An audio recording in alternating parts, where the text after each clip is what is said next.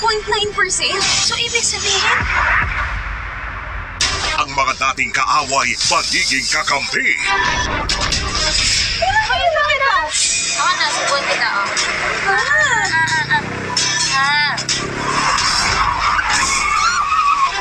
Kilala ko yan! Kilala ko yan! Pero ang kalupitan ng mga demonya lalo pang titindi. Wala kaming kasalanan. Naintindihan mo ba yun? Ang tama mo! Sige, yan.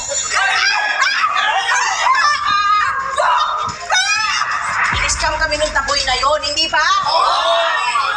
Ano?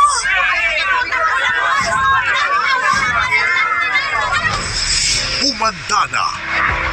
Dahil isang bagong mukha ang gugulo sa buhay ni Tata. Kasalanan dito ni Tata. Hindi pa ako tapos, Tata. Magbabayad ka. Akala ko